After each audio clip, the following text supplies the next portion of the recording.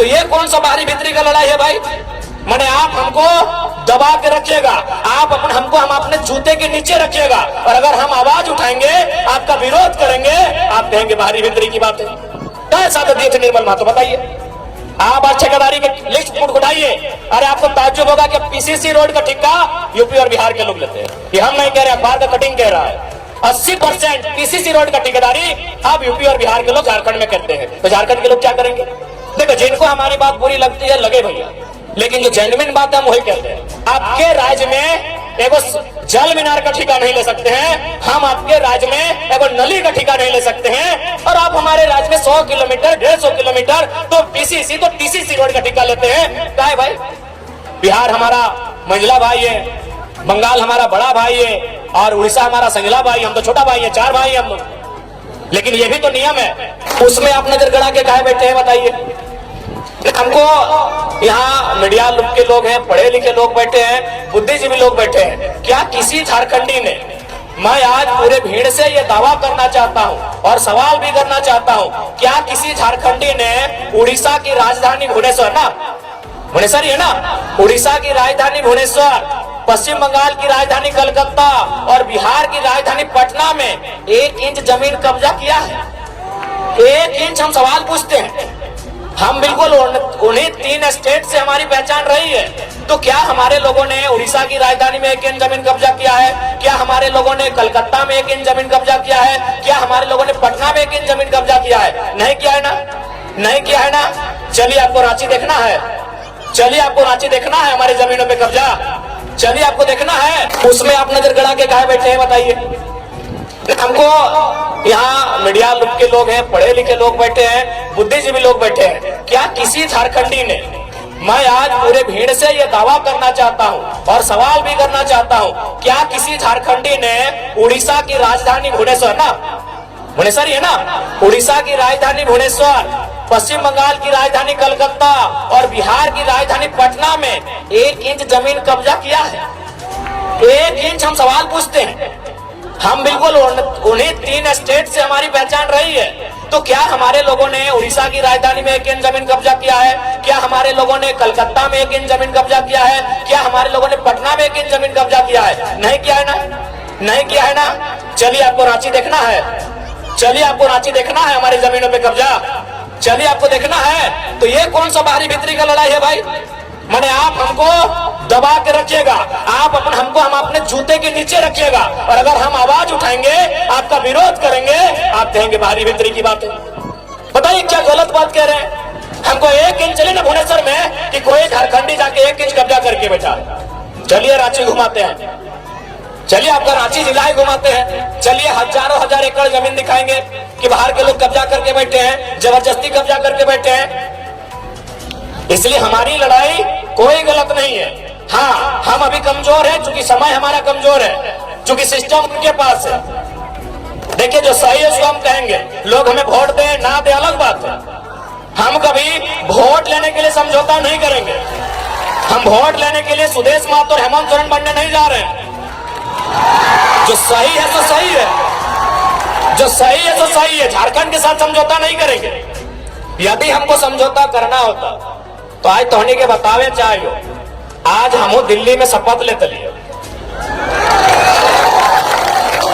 अरे उतना तो छोड़ दीजिए संसद का, आपको क्या लगता है कि विधानसभा में ऑफर नहीं आ रहा है? विधानसभा में अभी तक 7-7 सीट का ऑफर आ चुका है कि आप हम लोग के साथ आइए, आपको 7 सीट देंगे। अगर आप जीत के आते हैं, अगर 7 सीट जीत जाते हैं तो 2 लड़का को आपका मंत्री बनाएंगे। तो ऐसा नहीं कि हम लोग को अभी ऑफर नहीं आ रहा है। अरे लोकसभा का चुनाव खत्म होने के बाद बाकी लोग दुनिया घूमने गया था, हम लोग उस दिन से भी रणनीति बना रहे हैं, उस दिन से हम लोग से लगातार संपर्क आ रहा है। तो ऐसा नहीं है कि हम लोग विधायक नहीं बन सकते हैं। ऐसे भी 10 को विधानसभा में हम लोग 50 वोट लेके आए हैं। विधायक बनना हम लोग के लिए आज के डेट में कोई अब टफ काम नहीं है, लेकिन हम लोग विधायक बनने नहीं आए हैं, हम लोग इस राज्य का नेता बनने आए हैं। अब सुन लीजिए, विधायक बनने में और नेता बनने में अलग अंतर होता है। विधायक किसी की चापलूसी करके, पार्टी की गुलामी करके बन सकते हैं।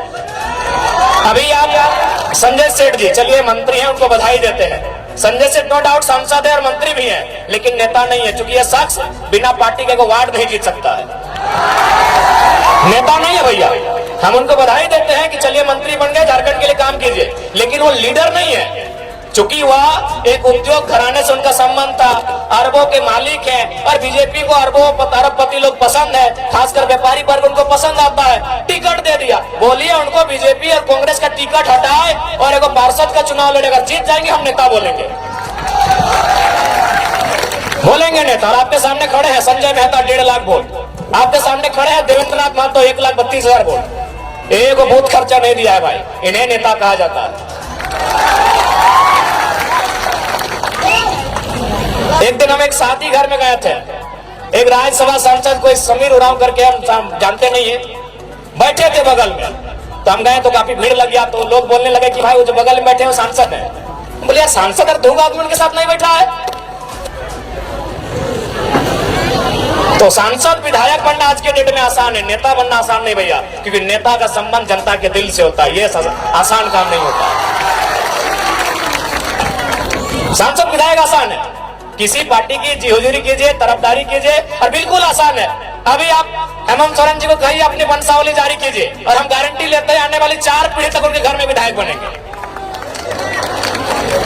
जो पैदा नहीं हुआ उनके घर में वही बच्चा विधायक बनेगा, क्योंकि विधायक सांसद बनना आज के डेट में आसान है। हम लोग नेता बनने आए हैं। नेता उसे कहते हैं जो राज्य की नेतृत्व करे, नेता उसे कहते हैं जो शोषित वंचित लोगों के लिए लड़े। हम वो काम करने आए हैं। अगर हम लोग को विधायक सांसद बनना होता, आज भी कह रहे हैं सभी पार्टी जो झारखंड में बड़ी बड़ी पार्टी है सीधा ऊपर है।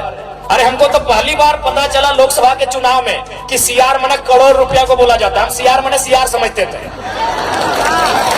जैसे होता ना होड़ार कुकुर बिलार सीआर समझ रहे आप लोग।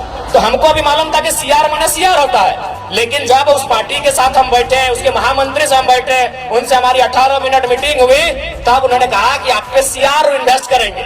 हम बोले क्या टाइगर पे सीआर इन्वेस्ट कीजिएगा? बोला सीआर माने करोड़ होता है। हमको पहली बार मालूम चला कि सीआर को करोड़ कहा जाता है। तो भैया अगर हम लोग को अगर अपने लिए जीना होता, अपने लिए महफिल सजानी होती, तो करोड़ों रुपए का इन्वेस्ट करने के लिए लोग तैयार थे। लाख रुपए नहीं, करोड़ों रुपए। यहाँ तक कि हमें कहा था कि काहे आप स्कॉर्पियो से मतलब चलते हैं, हम लोग चुनाव के कैंपेन के दरमियान आपको हेलीकॉप्टर भी मुहैया करवाएंगे। लेकिन क्या ये रास्ता अगर हम लोग भी अपने स्वार्थ के लिए चुन लेंगे, तो क्या झारखंडियों के साथ धोखा नहीं होगा?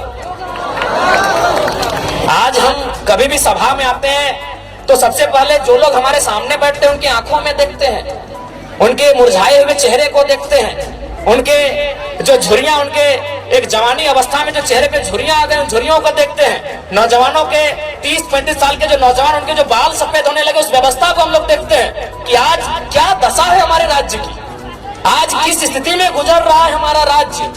आज 40% खनिज देने के बाद भी हमारे राज्य में कहीं कोयला तो कहीं लोहा तो कहीं तांबा तो कहीं यूरेनियम रहने के बाद भी अगर हमारे राज्य के नौजवान इस हाल में रहेंगे, अगर हमारे राज्य के नौजवान इस दशा से गुजरेंगे, तो हमें लगता है इस दशा को, इस दुर्दशा को बदलने का जिम्मा उठाना चाहिए।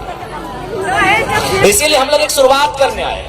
हमने हटो नहीं कहा कि हमने कोना जादू के छड़ी लेके आए लियो और घुराए देवो और तोहनी के रातों रात समस्या के समाधान बजे तो, लेकिन झूठ सच कहना आए लियो। हमने एक कोशिश करे आए लियो, और कोशिश हमने 2 तरह से कर सका लियो। एक कोशिश धरना दे के, एक कोशिश आंदोलन करके, और एक कोशिश विधानसभा के अंदर बैठ के। तो हमने धरना दे के कोशिश कर लियो, आंदोलन भी दे लियो। आज सभी केस खाए लो, जितना भी हमने प्रत्याशी हलो सभी केस खाए ले हलो, खाए ले हलो कि नहीं, सभी केस खाए लो। जकर जकर तो नहीं नाम हमने पार्टी में जाने हैं, सभी केस खाए लो। तो हमने आंदोलन से तो कभी पीछू ना हट लिए, हमने आंदोलन करे से कभी पीछू ना हट लिए, हमने जनता के बात कहीं भी रखे से कभी पीछू ना हट लिए। लेकिन अब हमने के लागा है और तोहरियों के लागा है कि अब आंदोलन के साथ साथ, धरना के साथ साथ नौजवान सबके मौका विधानसभा के भीतर मिलना चाहिए। मिलना चाहिए या ना मिलना चाहिए? मिलना चाहिए ना, मिलना चाहिए ना मैया मोसियन दीदी साहब, अब विधानसभा के भीतर मौका मिलना चाहिए ना। तो अगर मिलना चाहिए तो इस बार जोरदार तैयारी होना चाहिए।